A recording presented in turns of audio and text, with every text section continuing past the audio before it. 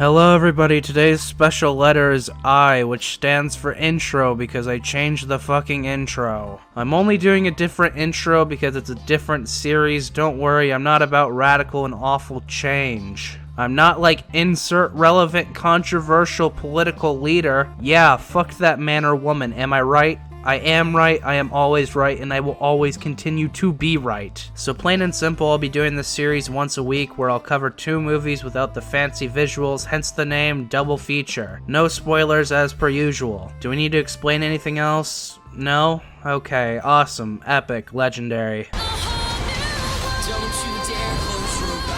Aladdin 2019 is a live-action remake of Aladdin because Disney no longer feels creativity and originality are financially viable. So now we're stuck with remakes, reboots, and sequels of all of our classic childhood movies just without any of the heart or passion behind them. Aladdin is directed by Guy Ritchie, a man who keeps making the same sort of stylistically repetitive movies over and over again like an ADD version of Wes Anderson. This also stars a bunch of actors whose names I can't be fucked to Google. The only person who isn't a no-name is Will Smith, which is pretty epic. Give me Fortnite, Marcus Brownlee, and death. Please, I don't want to be on this planet anymore. Is Aladdin good? No. Is Aladdin enjoyable?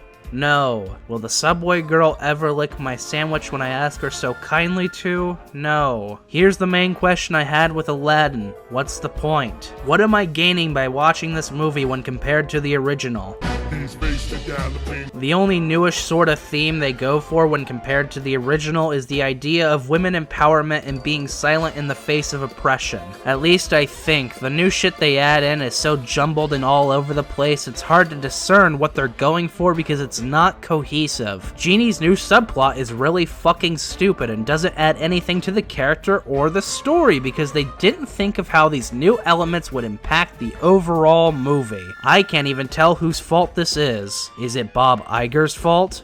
Is it Guy Ritchie's fault? Either way, I'm gonna light both of them on fire for making this movie. If you're gonna remake something, you need a reason to be remaking, and usually you should remake a bad movie. It also doesn't help that we're getting High School Musical levels of performances from Naomi Scott, Mina Massoud, and Nassim Pedrad. I wouldn't even dream of comparing the actor of Jafar with the High School Musical actors because at least those guys gave a shit. But I wish I had more bad, actually trying elements like Mina Massoud or Naomi Scott because I could at least talk about them. So much of Aladdin is endowed with just blatantly serviceable execution because they had a checklist and they had to check off each item. We gotta have music? Sure, let's just slow it down considerably and not change too much. We need action? Sure, let's do it, but only add a little bit of that Guy Ritchie slow-mo. Why the fuck does the Dora movie look like it's giving more of an effort than the Aladdin remake? I don't even care anymore. I give Aladdin a 3 out of 10. Tell me how we fix this, Charles. Tell me what to do. I don't know what to do.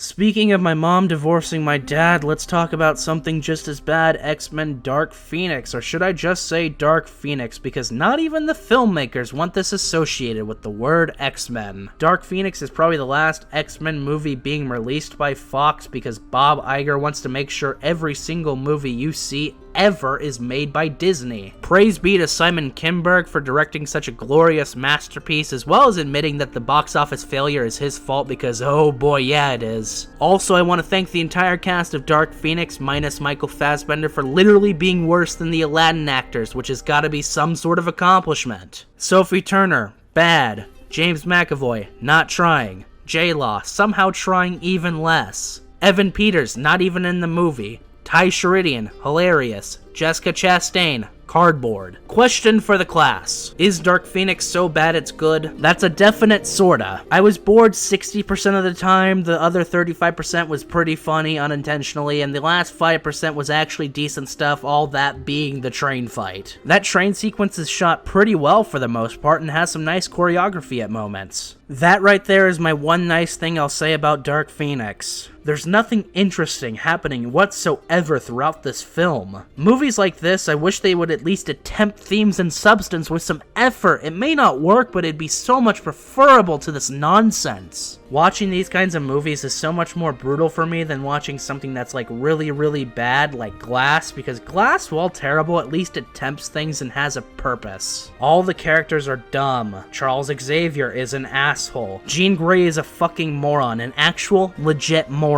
No one in Dark Phoenix is likable or smart. It also feels like there should be another movie before this because character relationships are way different than the last X-Men movie, but this movie acts as if we should know what's going on for some reason. It's so hard to talk about Dark Phoenix because there really isn't any creative choices being made. I have seen a lot of people talk about the Hans Zimmer score, whether it being great or overbearing, and I gotta lean towards the overbearing side of the argument, but ultimately it's serviceable for the most part. Probably not gonna be jamming in the club to some Hans Zimmer Dark Phoenix score anytime soon. Lastly, Hairwhip Man. Why is he a comic book character? Why is he in this movie? Questions the universe still hasn't answered. For those of you confused, his mutant power is that his hair is like a whip.